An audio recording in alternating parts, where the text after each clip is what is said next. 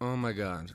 I know it's been too much, Shannon, but you'd think you'd press the start recording button. You just went into a tirade on the other video on how you look at the thing every 5 seconds to make sure it's recording. Why didn't you do it this time? You fuck.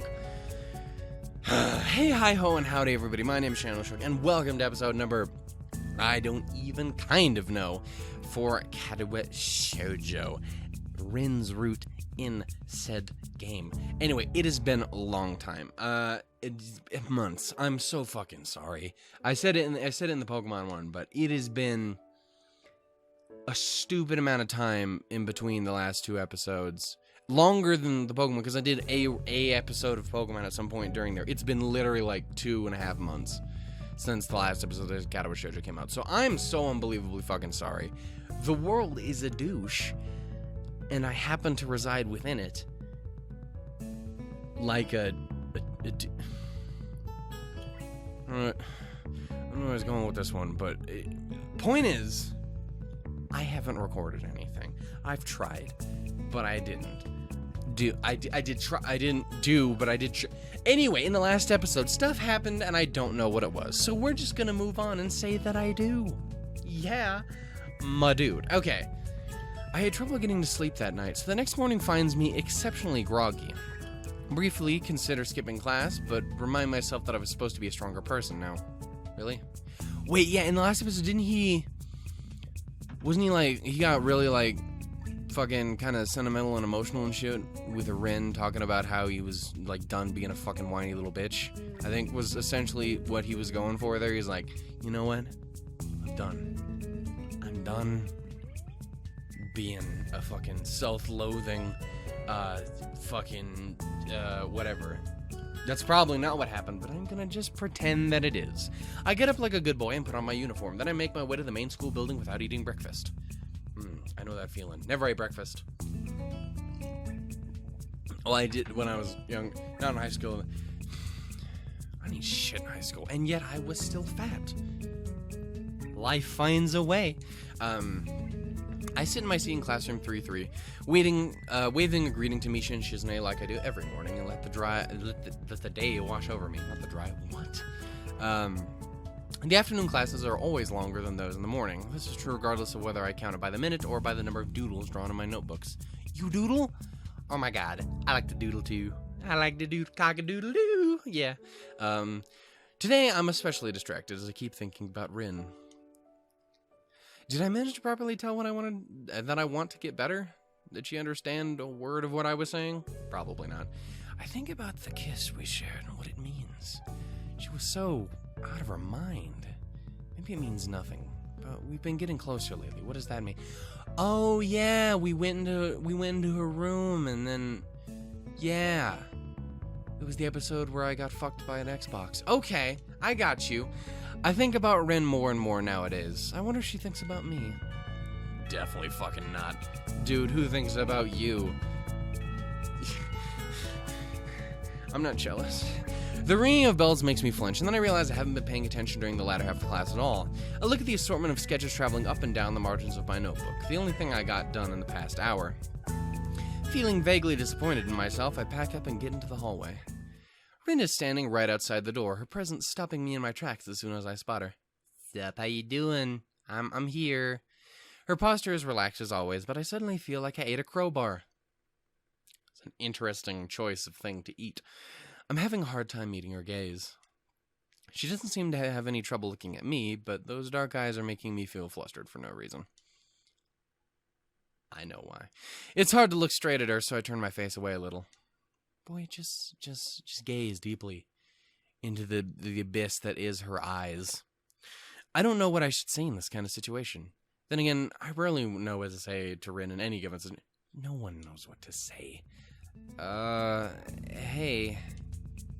Hello. I try to get rid of the awkwardness in my voice and invoke a more natural way of speaking. I suddenly worry about where I should put my hands. It feels as if they're in the way somehow. Isn't that always...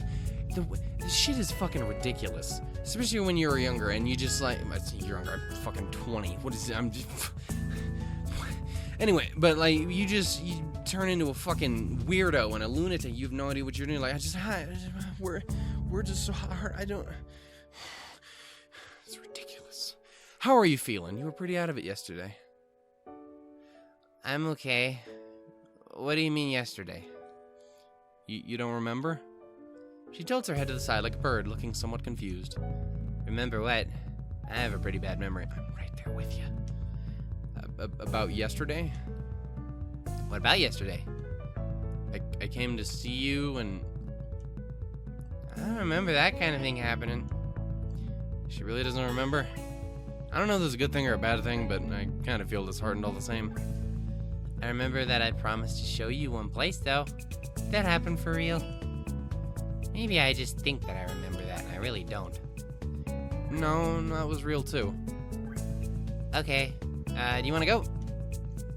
Now? Yeah. Sure. Why not? Is it far? It's not. Together we walk downstairs and then outside. The usual summer day, whirring cicadas and all greets us. It's immensely hot. Boy, I know I am in my room. Everything is all kind of closed up because I'm trying to keep the sound out and isolate it and stuff. And it makes my room a furnace, and it's bad enough already. I don't have an air conditioner. And without the air conditioning the school classrooms offer, I start sweating immediately. Boy, I'm there with you. We start along the tree-lined pathway that leads towards the dorms. The cherry tree offers shade and the sunlight blinking through the holes in the canopy. With the sunlight. Whoa. The light creates a chaotic pattern of shadows, dappled what? With bright places where the beams hit the pavement. Rin's eyes are wandering in every direction but mine. I get the feeling that it's intentional. She leads me to the back gate once again, taking us through and into the forest beyond. As before, the dropping temperature and the drastically reduced levels of light make it feel like the forest is swallowing us into its cavernous belly. It is hungry for children. We head uphill along the same path as last time, snaking around trees and boulders, over roots and rocks, past wild undergrowth. Birds sing somewhere in the woods, soloists for the humming background music at the treetops. You poetic son of a bitch. We go back past the clearing with the big maple that is now called the worry tree. The climb steepens and then becomes easier again. Careful now, before you die. I have to stop a few times to catch my breath, then hurry after Rin, who doesn't stop to wait for me. Soon I'm out of breath again. Suddenly the trees end and we emerge from the forest. The boundary of the woods is sharp and abrupt, as though a line had been drawn to mark it. The hill continues to climb up further ahead, but from here to the top it's a rocky meadow. Patches of grass and small bushes that look like they're growing straight from the rock. We soon reach the highest point, with the forest behind us and the view to every direction opening in front of our eyes. The city lies far below and away, lazily reveal... Fucking goddamn it started already. In the quiet afternoon mood. You can see pretty far from here, and the vista's beautiful. I wonder how high up we are. High enough to fall and die. I breathe the fresh air and feel my heart rate slowly going back down. I feel I might have overdone it a bit. A higher pulse is dangerous for me. I'm feeling fine right now, though. The wind picks up, ruffling my hair and causing the trees below us to sway. It makes the grass undulate in waves as the breeze sweeps across the hilltop. Sun shines from the open skies on us, a few clouds passing by to shadow it. What was painful heat before is now a gentle warmth. I take a good look around. The hilltop is pretty in the way nature often is, unplanned harmony found in the natural arrangement of things. The most striking feature is the abundance of small yellow flowers. They're literally everywhere in this meadow, and I can't help commenting on it. Oh, that's a lot of flowers. Yeah. Do you know this kind? They'll fly away. Yeah, dandelions. There are not many of them at the school because they cut the grass so often. Nobody cuts the grass up here. Dude, when we were kids, because we never really took care of our lawn and anything like that either, but the house that we lived at when we were really young just was littered with dandelions everywhere. And of course, everyone's like, "Well, it's a weed. It's terrible. It just grows everywhere. Nobody cares." But like, I mean, it's a pretty weed, man. Say what you will, but it's adorable. It's annoying as shit when they kind of like fall apart and just fly away into the ether, because then you get them all over up and you everywhere. But they're still they're cool. and I will fight you if you say differently. There are not many of them at the school, because they cut the... Oh, we just said this. You need to pay attention, you silly goose. The fragile-looking flowers will soon turn white and fluffy like cotton, and the wind will carry their seeds away. I crouched down to look at one tiny yellow flower, silently basking in the sunlight. There's not a hint of white yet, so it's still waiting for its time to be fulfilled. I brushed my just the tip. I brush my fingers against the delicate flower, the delicate yellow petals. Feel the soft texture in my fingertips. It feels nostalgic somehow. I hear Rin approaching from behind and stand up to face her. She has a very weird look on her face. Something on your mind? I don't know. It's just, You look so sad all the time and become upset so easily, and it makes me confused, and I don't really remember much about yesterday, except that you came to my room, and that's why it might be because of me, so I don't know why, and it's because people don't really like talking to me, and you might be the same, and it would be sad, and I know people that I'm talking to others too, and Emmy, two voices that I'm strange, and I talk strange things, so I thought I'd try to not say strange things, but that just makes me think more and new and strange and colorful, and that's not a good word, but maybe you understand anyway, and the good things that so that if I want to say something, I don't really know how, and the words are not like the same as the thoughts, and something always goes wrong on the way, and it's not like the thoughts are really the thing that I should be saying, it's more like the idea of the thought or the feeling or the idea of the feeling, but it's not really any of those either, because there's no word for it unless I invent a new one, which is not really useful, so I've been thinking of doing things is better than saying, so maybe because yesterday I took those pills, and I was feeling a little strange, I might have done something, I shouldn't, besides, I don't even know if it would have been better, and I just could say the thought that there's no telepathy that's real telepathy in there. I think that's terrible and useful at the same time, but right now I wouldn't mind because misunderstanding is so easy, but understanding is not, and I thought... I grasp her shoulder and squeeze hard to make her stop. I don't have the capacity to take all that at once. Rin shuts up instantly. Take a breath. I'm not upset. Why would I be? I'm just a little confused, but it's all right. I wonder if I was making a face she doesn't like again. I guess I've been thinking about yesterday all the time. Maybe I look weird. Wish I had a mirror with me at all times. No need to get it said all at once. I'll listen, even if you talk slower. It just came out. Sorry, I'm okay now. I just wanted to say something. I didn't mean that much. It's weird, isn't it? She looks at me with a surprisingly timid expression, one that I haven't seen before, but I can't help but laugh a little. Yeah, it's weird. You're a pretty weird person, but there's nothing wrong with that. Thanks for being worried about me, but I'm gonna get better. I told you that yesterday, but I guess you don't really remember that either. I don't. I wonder what else I forgot. Hopefully nothing important like my own name. That'd be terrible. Well, you kissed me. I did. Yeah, you did. On the lips, all up in my grill. I try to sound as matter of fact as I can, but I worry I might be blushing again. Did you kick me? No, why would I do that? It's all good, right? It's okay, right? I didn't forget my name. Yeah, it's okay. I wish I was more suave so that I could come up with a better follow-up to that, but nothing really comes to mind. It's a good thing that Rin has more to say. It makes me feel relieved somehow. I think I should say sorry. I'm really bad with people. Some things are really hard to understand. Like jellyfish. Do you understand jellyfish? I guess not. People are like jellyfish to me. I don't understand. Now it's her turn to make a face I don't really like seeing. I've never really had any friends. Yeah, what about me? Nah, I'm your friend, for one. I mean, think about it. We've already gotten to talk, we've already talked a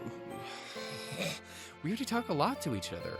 We've gotten upset at each other and then forgiven each other for it. That's what they call friendship. It's really nice of you to say that. I've always been able to tell everything to pencils and pen and paints and papers, and they're my best friends. It's harder with people. I have to use words. That's hard for me. Yeah, I know. You told me about how you forget. Rin nods at me wordlessly, and I dare to attempt showing her a little encouraging smile. And I hope I do it properly. She doesn't really reply in any way. I feel really glad. The distance Rin puts between herself and everything else has made me feel rather uneasy ever since I first met her. If we've become real friends, I'm sure I could understand her more. I'm sure that this way we can close the gap of understanding between us a little bit. My thoughts don't transmit to Rin, but she seems lost deep in thought, wandering amidst the sea of yellow flowers covering a grassy hilltop. It's just as well. Time passes, the breeze making the taller grass sway gently in time with the wind. Rin hums a little song to herself, so quietly that I can't tell what it is, if it's even anything at all. A stronger gust sweeps over the hilltop, and the sound of the trees and the wind buries the song away. I check my watch, more out of habit than anything else. It's 4:30 right now on this Saturday afternoon.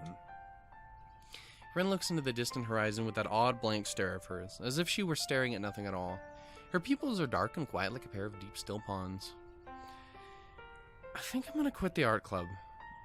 I realized it when we had that argument last week. It's a good thing that I tried it, but it's just not really my thing, you know? I had more fun getting to know you than actually doing the art stuff in there. But I want to stay as your friend. Would that be alright? Sure. It was getting pretty creepy anyway with you staring at me all the time. Her comment makes me fluster immediately, but I manage to reply. Sorry about that. I'm okay. I'm used to it. You're not the first person who likes to see me paint. Are you gonna go do some other things? I don't know. Probably not. You're gonna become better though, right? Sure. Oh, fuck. Me too, you know? I'm gonna talk to that friend of the teacher and ask her to put my stuff in her place and work hard to get that all done. I decided that just now, you know? But I think I knew it all along. I've had this feeling for a long time now that I'm gonna change. Even if I hate it and I don't want it. Even if I wanted to, I would change. Like I'm not enough the way I am. I think this could be a good way to do it because it's like a straight line. Like I've learned all the things in my life so far just for this. It's just art, and it's the only thing I really know. I know what I'm gonna do, so it's good. I'm not afraid at all. I feel like I always do. Is that weird? No, not at all. I close my eyes and give into the irresistible sensation that's been growing inside me all week long. I float up towards the surface of my own life. You poetic son of a bitch. The pressure of being underwater slowly diminishes. The weightless sensation becomes stronger. I break the surface of the water, lifting my head into the sunlight and inhale deeply, breathing in the fresh air as if only for the first time in a long, long while. My lungs fill with oxygen. I open my eyes to see Rin's peaceful, determined face. We walk down the slope carefully and slowly to avoid falling down. No, what the fuck? Rin in the lead and me a few steps behind. Rin surely can do this. Even if she can't, she's gonna pull through. I'm sure I can keep my head above water too, from now on. The sun sets behind our back, setting the world ablaze in its orange glow. I keep watching the back of the red-headed girl descending the path a few steps ahead of me. If it's only this much, the distance between us is definitely within my reach.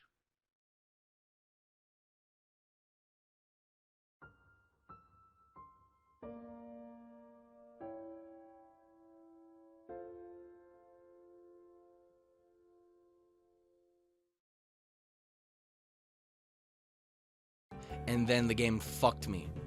More specifically, the Xbox fucked me. It was like, hey, let's get a drink. And I was like, I don't know how I feel about it. And he was just like, I'm behind you now, so.